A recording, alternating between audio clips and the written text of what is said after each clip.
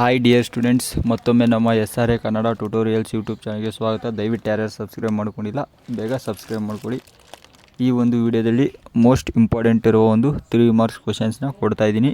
9 question ಕೊಡ್ತೀನಿ, ನೋಡಿ ಕರೆಕ್ಟಾಗಿ ನೋಡಿ, ಎಲ್ಲೂ ಸ್ಕಿಪ್ ಮಾಡಬೇಡಿ. ವಿಡಿಯೋನ ವಾಲ್ಯೂಮ್ನ ಜಾಸ್ತಿ ಇಟ್ಕೊಳ್ಳಿ, ಕೇಳಿಸ್ತಿಲ್ಲ ಅಂದರೆ ನೋಡಿ. 3 ಮಾರ್ಕ್ಸ್ದು 9 ಕ್ವಶನ್ ಕೊಡ್ತೀನಿ, 27 ಮಾರ್ಕ್ಸ್ದು ಬರುತ್ತೆ. ಸೊ ಕರೆಕ್ಟಾಗಿ ನೋಡಿ, ಮತ್ತು ಎಲ್ಲ ಒಂದು ಸ್ನೇಹಿತರಿಗೂ ಈ ಚಾನಲ್ನ ಶೇರ್ ಮಾಡಿ. ತುಂಬ ಜನಕ್ಕೆ ನಮ್ಮ ಒಂದು ಚಾನಲ್ ಇನ್ನೂ ಹೋಗಿಲ್ಲ. ಸೊ ದಯವಿಟ್ಟು ಅವ್ರಿಗೆಲ್ಲರಿಗೂ ಒಂದು ನಮ್ಮ ಚಾನಲ್ನ ಶೇರ್ ಮಾಡಿದರೆ ಅವ್ರಿಗೂ ಒಂದು ಸೆಕೆಂಡ್ ಎಕ್ಸಾಮ್ ಕ್ಲಿಯರ್ ಮಾಡೋಕ್ಕೆ ಹೆಲ್ಪ್ ಆಗುತ್ತೆ. ಸೊ ಬನ್ನಿ ಸ್ಟಾರ್ಟ್ ಮಾಡೋಣ.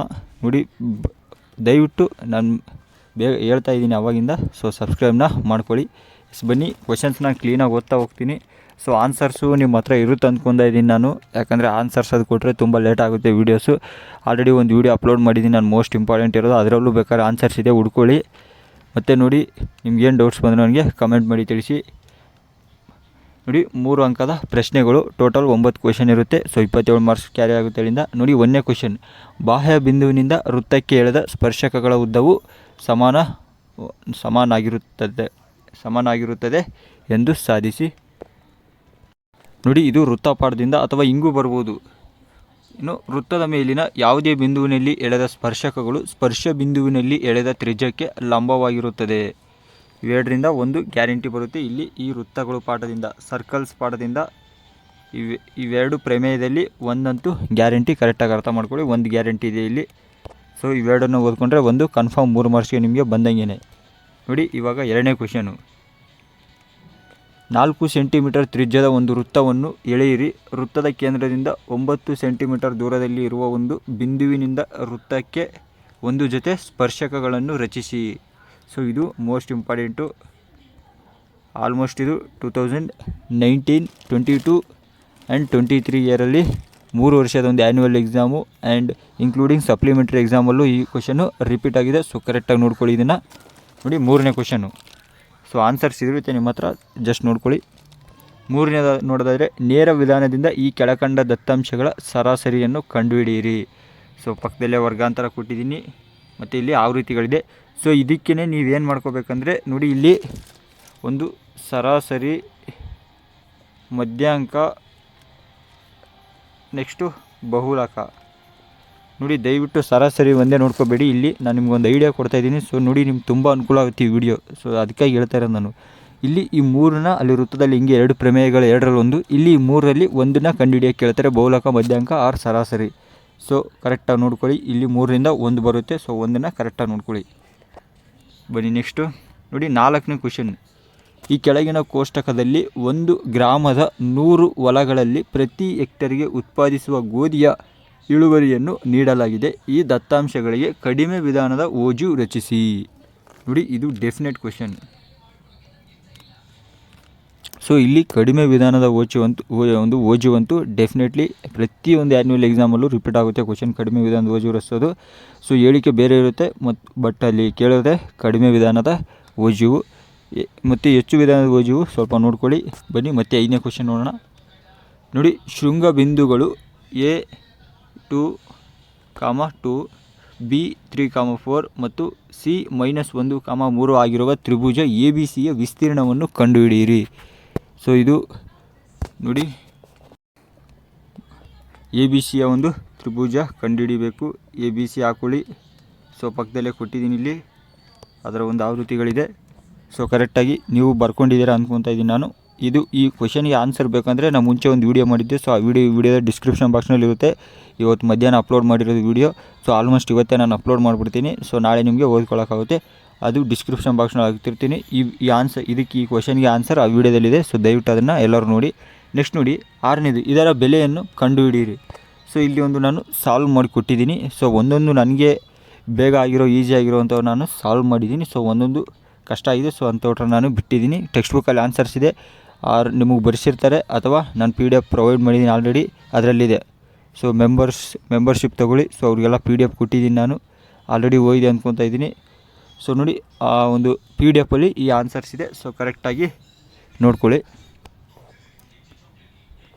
ಎಲ್ಲಾದರೂ ಆನ್ಸರು ಆ PDF ಇದೆ, ಕರೆಕ್ಟಾಗಿ ನೋಡಿದರೆ ಸಿಗುತ್ತೆ. ಅಥವಾ ಇದರಿಂದ ಹಿಂಗೂ ಕೇಳ್ಬೋದು, ಬೆಲೆ ಕಂಡುಹಿಡಿಯಿರಿ ಅಂತ ಹಂಗೂ ಕೇಳ್ಬೋದು, ಇಲ್ಲ ಈ ಥರನೂ ಕೇಳ್ಬೋದು. ಏನು 6 cos 60 degree minus sin theta 30 degree plus sin square theta 45 degree plus cosec square theta 45 degree ಇದರ ಒಂದು ಬೆಲೆ ಕೇಳಿರೋದು. ಸೊ ನೋಡಿ, ಇದಕ್ಕೂ ನಾನು ಉತ್ತರ ಕೊಟ್ಟಿದ್ದೀನಿ. ನೆಕ್ಸ್ಟ್ ಬನ್ನಿ 7ನೇದು. ಚಿತ್ರದಲ್ಲಿ ABCD ಚೌಕದ ಬಾಹುವಿನ ಉದ್ದ 14 ಸೆಂಟಿಮೀಟರ್. ಪ್ರತಿ ವೃತ್ತವು ಉಳಿದ 3 ವೃತ್ತಗಳಲ್ಲಿ 2 ಬಾಹ್ಯವಾಗಿ ಸ್ಪರ್ಶಿಸುವಂತೆ 6 ಸೆಂಟಿಮೀಟರ್, 4 ಸೆಂಟಿಮೀಟರ್ ಮತ್ತು 7 ಸೆಂಟಿಮೀಟರ್ ಕೇಂದ್ರವಾಗಿರುವ 4 ವೃತ್ತಗಳನ್ನು ಚಿತ್ರದಲ್ಲಿ ತೋರಿಸಿರುವಂತೆ ಎಳೆದಿದೆ. ಛಾಯಾಗೊಳಿಸಿದ ಭಾಗದ ವಿಸ್ತೀರ್ಣವನ್ನು ಕಂಡುಹಿಡಿಯಿರಿ. ನೋಡಿ, ಈ ಒಂದು ಛಾಯಾಗೊಳಿಸಿರೋ ಒಂದು ಭಾಗದ ವಿಸ್ತೀರ್ಣ. ಸೊ ಕರೆಕ್ಟಾಗಿ ಅದರ ವಿಸ್ತೀರ್ಣ ಇಲ್ಲಿ ಕೇಳಿರೋದವರು. 8ನೇ ಕ್ವಶನ್. ಒಂದು ಶಾಲೆಯ ವಿದ್ಯಾರ್ಥಿಗಳ ಸಮಗ್ರ ವಾರ್ಷಿಕ ನಿರ್ವಹಣೆಗಾಗಿ 7 ನಗದು ಬಹುಮಾನಕ್ಕಾಗಿ 700 ರೂಪಾಯಿ ಮೊತ್ತವನ್ನು ನೀಡಲಾಗಿತ್ತು. ಪ್ರತಿ ಬಹುಮಾನವು ಅದರ ಮುಂಚಿನ ಬಹುಮಾನಕ್ಕಿಂತ 20 ಕಡಿಮೆಯಾದರೆ ಪ್ರತಿ ಬಹುಮಾನಗಳ ಮೌಲ್ಯ ಕಂಡುಹಿಡಿಯಿರಿ. ಸೊ ಇದು ನೋಡ್ಕೊಳ್ಳಿ ಕರೆಕ್ಟಾಗಿ. ನೆಕ್ಸ್ಟ್ ನೋಡಿ, ಇಲ್ಲಿ 9 ಅಂತ ಆಗಬೇಕಿತ್ತು ಈ ಕ್ವಶನು. ಇದು ಇಂಪಾರ್ಟೆಂಟು. ಸೊ ನಾನು ಓದಿ ಹೇಳ್ತೀನಿ, ನಿಮಗೆ ಕಾಣ್ತಾ ಇಲ್ಲ ಅಂದ್ಕೊತಾ ಇದ್ದೀನಿ. ಸ್ವಲ್ಪ PDF ಮಾಡೋ ಸಮಯದಲ್ಲಿ ಅದು ಒಂದು ಕ್ಲಾರಿಟಿ ಹೋಗೈತೆ. ಇದು ನಾನು ಓದಿ ಹೇಳ್ತೀನಿ, ಕ್ಲೀನಾಗಿ ಕೇಳಿಸ್ಕೊಳ್ಳಿ. ಗೊತ್ತಾಗಲಿಲ್ಲ ಅಂದರೆ, ಲೋಹದ ತಂತಿಯ ಅಂಚುಗಳ ನಡುವೆ ಬಟ್ಟೆಯನ್ನು ಇಟ್ಟು ತಯಾರಿಸಲಾದ ಕೈ ಬೀಸಣಿಕೆಯ ಚಿತ್ರದಲ್ಲಿ ತೋರಿಸಿರುವಂತೆ ವೃತ್ತದ ತ್ರಿಜ್ಯಾಂತರ ಖಂಡದ ಆಕಾರದಲ್ಲಿದ್ದು ಅದರ ತ್ರಿಜ್ಯ 21 ಸೆಂಟಿಮೀಟರ್ ಮತ್ತು ಕೋನ 120 ಡಿಗ್ರಿ ಆಗಿದೆ. ಬೀಸಣಿಕೆಗೆ ಉಪಯೋಗಿಸುವ ಬಟ್ಟೆಯ ವಿಸ್ತೀರ್ಣ ಮತ್ತು ಲೋಹದ ತಂತಿಯ ಉದ್ದವನ್ನು ಕಂಡುಹಿಡಿಯಿರಿ. ಇದು ಡೆಫಿನೆಟ್ 3 ಮಾರ್ಕ್ಸಿಗೆ ಬರುತ್ತೆ. ಸೊ ಕರೆಕ್ಟಾಗಿ ವಾಲ್ಯೂಮ್ ಜಾಸ್ತಿ ಇಟ್ಕೊಳ್ಳಿ, ಕೇಳಿಸ್ತಾ ಇಲ್ಲ ದಯವಿಟ್ಟು. ನೋಡಿ, ಟೋಟಲ್ 9 ಕ್ವೆಶನ್ ಇದೆ. ಇಲ್ಲಿ ನಿಮ್ಗೆ ಇನ್ನೊಂದು ಸೂತ್ರಗಳು ಕೊಡ್ತೀನಿ ನೋಡಿ. ಇವಾಗ ಮತ್ತೊಂದು ಸತಿ ಕ್ಲೀನಾಗಿ ಲೆಸನ್ ವೈಸ್ ನೋಡಿ, ಕ್ಲೀನಾಗಿ ಒಂದು ಲೆಸನ್ ವೈಸು ಫಾರ್ಮುಲಾಸ್ ಇದೆ, Kannada and English medium. So ಇದರಲ್ಲಿ ತೋರಿಸ್ಬಿಡ್ತೀನಿ ಕರೆಕ್ಟಾಗಿ, ಇನ್ನೇನು ಕಂಪ್ಲೀಟ್ ಆಗಿಬಿಡುತ್ತೆ. ನೆಕ್ಸ್ಟು ಲೆಸನ್ ವೈಸ್ ಸ್ಕೋರಿಂಗ್ ಮಾಡೋರ್ಗಂತಲೇ ಲೆಸನ್ ವೈಸ್ ಮಾಡಿದ್ದೀನಿ, ಆ ವಿಡಿಯೋಗಳು ಬರ್ತಾ ಹೋಗುತ್ತೆ. ಸೊ ಇಲ್ಲಿ ಇದನ್ನು ಸೂತ್ರಗಳು ನೋಡ್ಕೊಳ್ಳಿ, ಕನ್ನಡ ಆ್ಯಂಡ್ ಇಂಗ್ಲೀಷ್ ಮೀಡಿಯಮ್ ಇದೆ. ಸೊ ನೋಡಿ, ಮೊದಲೇದು ಒಂದು ಆರ್ಥಮೆಟಿಕ್ ಪ್ರೋಗ್ರೆಷನಲ್ಲಿ, ಅಂದರೆ ಒಂದು ಸಮಾಂತರ ಶ್ರೇಣಿಗಳಲ್ಲಿ ನೋಡಿ. ಜನರಲ್ ಫಾರ್ಮ್ ಆಫ್ AP ಅಂದರೆ A, A+D, A+2D plus A+3D. ಆಮೇಲೆ sum of the first terms of the an AP. ನೋಡಿ, ಎಲ್ಲ ಸೂತ್ರ ಇದರಲ್ಲಿದೆ, ಕರೆಕ್ಟಾಗಿ ನೋಡ್ಕೊಳ್ಳಿ. ಇದನ್ನು ಕನ್ನಡ ಆ್ಯಂಡ್ ಇಂಗ್ಲೀಷ್ ಮೀಡಿಯಮ್ ಬೋತ್ಗಿದೆ. ಸೊ ಅದು ತೋರಿಸ್ತೀನಿ ಇವಾಗ. ಪ್ರತಿ ಲೆಸನ್ ವೈಸ್ ಇದೆ ಪೂರ್ತಿ ನೋಡಿ. ಇಂಟ್ರೊಡಕ್ಷನ್ ಟು ತ್ರಿಗ್ನಾಮೆಟ್ರಿ, ತ್ರಿಕೋನಮಿತಿಯ ಪ್ರಸ್ತಾವನೆ ಪಾಠದಿಂದ ನೋಡಿ. ಆಲ್ರೆಡಿ ನಾನು ವಿಡಿಯೋ ಮಾಡಿ ತಿಳಿಸಿದ್ದೀನಿ. ಈ ಕಾಲಮ್ ಅಂದರೆ ಇದೊಂದು ತುಂಬ ಇಂಪಾರ್ಟೆಂಟ್. ಈ ಒಂದು ಕಾಲಮ್ನ ಮರಿಬೇಡಿದೆ ಯಾವುದೇ ಕಾರಣಕ್ಕೂ. ಸ್ಟ್ಯಾಟಿಕ್ಸ್ ಒಂದು ಸಂಖ್ಯಾಶಾಸ್ತ್ರ, ಪ್ರೊಬಬಿಲಿಟಿ ಅಂದರೆ ಒಂದು ಸಂಭವನೀಯತೆ ನೋಡಿ. Next surface areas and volumes ನೋಡಿ. ನೆಕ್ಸ್ಟ್ ಕನ್ನಡ ಮೀಡಿಯಮ್ ತೋರಿಸ್ತೀನಿ ನೋಡಿ. ಇಲ್ಲಿ ಕನ್ನಡ ಮೀಡಿಯಮ್ ಕರೆಕ್ಟಾಗಿ ಒಂದು ಲೆಸನ್ ವೈಸ್ ಇದೆ. ಸಮಾಂತರ ಶ್ರೇಣಿಗಳದ್ದು, ಸಮಾಂತರ ಶ್ರೇಣಿಯ ಸಾಮಾನ್ಯ ರೂಪ. ಸೇಮ್ ಇಂಗ್ಲೀಷ್ ಮೀಡಿಯಮಲ್ಲಿ ಏನು ಕೊಟ್ಟಿದ್ನೋ ಅದೇ ಇಲ್ಲಿ ಕನ್ನಡಕ್ಕೆ ಟ್ರಾನ್ಸ್ಲೇಟ್ ಮಾಡಿದ್ದೀನಿ. ಕರೆಕ್ಟಾಗಿ ನೋಡ್ಕೊಳ್ಳಿ. ಸಮಾಂತರ ಶ್ರೇಣಿಲಿ ಟೋಟಲ್ 5 ಅಭ್ಯಾಸ ಮಾಡಿ, 5 ಮೇಲೆ ಎಕ್ಸ್ಟ್ರಾ ನೋಡೋಕೆ ಹೋಗ್ಬಿಡಿ. ನೆಕ್ಸ್ಟು ಒಂದು ತ್ರಿಭುಜಗಳಿಗೆ ಬರೋದಾದರೆ, ಇಲ್ಲಿ ಒಂದು ಸೂತ್ರಗಳಿರಲ್ಲ, ಏನಿರುತ್ತೆ ಯಾವಾಗಲೂ ಸಮರೂಪಿಗಳಾಗಿರೋ ಸಮರೂಪಿ ತ್ರಿಭುಜಗಳು ಯಾವುದ್ರ ಬಗ್ಗೆ ಒಂದು ಕಾನ್ಸೆಪ್ಟನ್ನ ನೀವು ಸ್ಟಡಿ ಮಾಡಬೇಕಂತ ಕೊಟ್ಟಿದ್ದೀನಿ ಇದರಲ್ಲಿ ನೋಡಿ. ಒಂದು ಥೇಲ್ಸ್ನ ಪ್ರಮೇಯ, ಕೋಕೋ, ಸಮರೂಪ ಬಾಹುಗಳು, ಸಮರೂಪ ತ್ರಿಭುಜಗಳು, ಪೈಥಾಗರಸ್ ಪ್ರಮೇಯ, ಇಷ್ಟನ್ನು ಓದಿದರೆ ಸಾಕು. ನೆಕ್ಸ್ಟ್ ನೋಡಿ, ರೇಖಾತ್ಮಕ ಸಮೀಕರಣಗಳಲ್ಲಿ ಇದರಲ್ಲಿ ಒಂದು ಸೂತ್ರಗಳು ನೋಡೋದಾದರೆ ನೋಡಿ, ಇದನ್ನೆಲ್ಲ ಕರೆಕ್ಟಾಗಿ ಈ ನಕ್ಷೆನ ಕರೆಕ್ಟಾಗಿ ನೋಡ್ಕೊಳ್ಳಿ. ನೆಕ್ಸ್ಟು 4ನೇದು ವೃತ್ತಗಳಲ್ಲಿ ನೋಡಿ. ಈ ಒಂದು 2 ಪ್ರಮೇಯ ಆಲ್ರೆಡಿ ಕೊಟ್ಟಿದ್ದೀನಿ ನಾನಲ್ಲಿ, ಜಸ್ಟ್ ನೀವು ನೋಡ್ಕೊಂಡ್ರೆ ಸಾಕು. ಇನ್ನೊಂದು ಸತಿ ನೋಡಿ, ಏನೋ ಡೌಟ್ಸ್ ಬಂದರೂ ದಯವಿಟ್ಟು ನನಗೆ ಕಮೆಂಟ್ ಮಾಡಿ ತಿಳಿಸಿ. ನೀವು ಕಮೆಂಟ್ ಮಾಡಿದ್ರೆ ನನಗೊಂದು ಗೊತ್ತಾಗುತ್ತೆ ನೀವು ಏನಂದರೆ ವೃತ್ತಗಳಿಗೆ ಸಂಬಂಧಿಸಿದಂಥ ವಿಸ್ತೀರ್ಣಗಳು ನೋಡಿ. ವೃತ್ತದ ವಿಸ್ತೀರ್ಣ A = πr². ವೃತ್ತದ ಸುತ್ತಳತೆ r ಪರಿಧಿ P = 2πr. ನೆಕ್ಸ್ಟು ರಚನೆಗಳಲ್ಲಿ ಇರೋದೇ ಇದೊಂದು ಏನು, ತ್ರಿಜ್ಯಗಳ ನಡುವಿನ ಕೋನ ಪ್ಲಸ್ ಸ್ಪರ್ಶಗಳ ನಡುವಿನ ಕೋನ = 180 ಡಿಗ್ರಿ. ನಿರ್ದೇಶಾಂಕ ರೇಖಾಗಣಿತ. ಸೊ ಇದರಲ್ಲಿ ತುಂಬ ಇದೆ ಸೂತ್ರಗಳು. ಸೊ ಇದು ತುಂಬ ಇಂಪಾರ್ಟೆಂಟ್. ಸೂತ್ರಗಳ ಪ್ರಕಾರ ಒಂದು ಲೆಕ್ಕ ಬರುತ್ತೆ ಇಲ್ಲಿ. ಕರೆಕ್ಟಾಗಿ ನೋಡ್ಕೊಳ್ಳಿ. ನೆಕ್ಸ್ಟು ವಾಸ್ತವ ಸಂಖ್ಯೆಗಳು, ಇದರಲ್ಲಿ ಆಲ್ಸೋ ಇರೋದೇ ಒಂದು ಯಾವುದು. ನೆಕ್ಸ್ಟು ಬಹುಪದೋಕ್ತಿಗಳು, ಇದರಲ್ಲಿ ಸೂತ್ರಗಳು ನೋಡಿ, ಇಷ್ಟನ್ನು ಚೆನ್ನಾಗಿ ಸ್ಟಡಿ ಮಾಡಿ.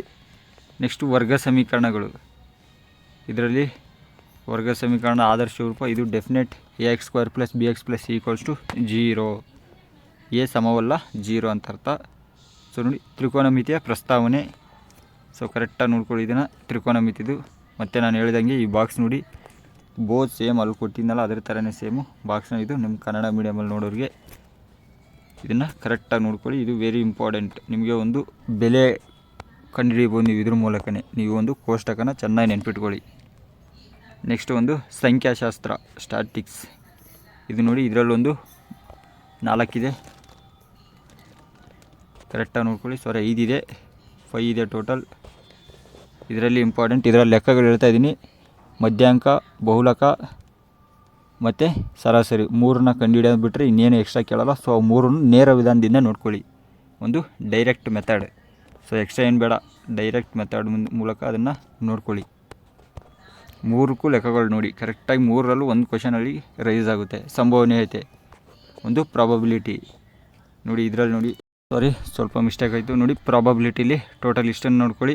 ನೆಕ್ಸ್ಟು ಲೆಸನ್, ಒಂದು ಬಿಗ್ ಲೆಸನ್ ಅಂದರೆ ಅದು ಇದರಲ್ಲೇ ಮೇಯ್ನ್ ಇಂಪಾರ್ಟೆಂಟ್ ಸೂತ್ರಗಳು ನೀವು ಯೂಸ್ ಮಾಡ್ಕೊಳ್ಳೋದು ಏನು, ಮೇಲ್ಮೈ ವಿಸ್ತೀರ್ಣಗಳು ಮತ್ತು ಘನಫಲಗಳು ಕರೆಕ್ಟಾಗಿ ನೋಡ್ಕೊಳ್ಳಿ. ಘನ, ಆಯತಘನ, ಸಿಲಿಂಡರ್, ಶಂಕು ಕ್ಲೀನಾಗಿ ಕೊಟ್ಟಿದ್ದೀನಿ. ಸ್ಕ್ರೀನ್ಶಾಟ್ ತೊಗೊಳ್ಳಿ ಬೇಕಂದರೆ. ನೋಡಿ, ಇಷ್ಟೇ ಇಲ್ಲಿರೋದು ಸೂತ್ರಗಳು, ಇಷ್ಟು ಬಿಟ್ಟರೆ ಇನ್ನು ಎಕ್ಸ್ಟ್ರಾ ಇಲ್ಲ. ಇದರಲ್ಲಿ ಇಷ್ಟನ್ನು ಕರೆಕ್ಟಾಗಿ ನೋಡ್ಕೊಳ್ಳಿ.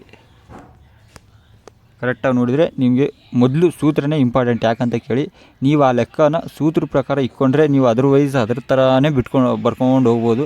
ಅಟ್ಲೀಸ್ಟ್ ಫುಲ್ ಕೋಡಲ್ಲಿ ಅರ್ಧ ಮಾರ್ಕ್ಸ್ ಆದರೂ ಸಿಗುತ್ತೆ ನಿಮಗೆ. ಅದಕ್ಕೆ ಮತ್ತೇನೇ ಡೌಟ್ಸ್ ಬಂದರೂ ಕಮೆಂಟ್ ಮಾಡಿ ತಿಳಿಸಿ. ದಯವಿಟ್ಟು ಯಾರ್ಯಾರು ಮೆಂಬರ್ಶಿಪ್ ತೊಗೊಂಡಿಲ್ಲ ನಮ್ಮ ಚಾನಲ್ನ, ಹಲವಾರು ಜನ ಸ್ಟೂಡೆಂಟ್ಸ್ ತೊಗೊತಾ ಇದ್ದೀರಾ. ಸೊ ನಾನು ಆಲ್ರೆಡಿ ವೀಡಿಯೋ ಕೂಡ ಮಾಡಿದ್ದೀನಿ ಹೆಂಗೆ ತೊಗೊಳ್ಳೋದಂತ. ಸೊ ಬೇಗ ಮೆಂಬರ್ಶಿಪ್ನು ತೊಗೊಂಡು ನಮ್ಮ ಚಾನಲ್ನ ಜಾಯ್ನ್ ಆಗಿ. ನೆಕ್ಸ್ಟ್ ನಿಮಗೆ ಒಂದು ಫಸ್ಟ್ PUC ಕ್ಲಾಸಸ್ ಎಲ್ಲನೂ ನಾವು ಸ್ಟಾರ್ಟ್ ಮಾಡ್ತಾ ಹೋಗ್ತೀವಿ. ಮತ್ತು ಇನ್ನೇನು ಡೌಟ್ಸ್ ಬಂದರೂ ನನಗೆ ಕಮೆಂಟ್ ಮಾಡಿ ತಿಳಿಸಿ. ಮುಂದಿನ ವಿಡಿಯೋದಲ್ಲಿ ಸಿಗ್ತೀನಿ. Thank you for watching.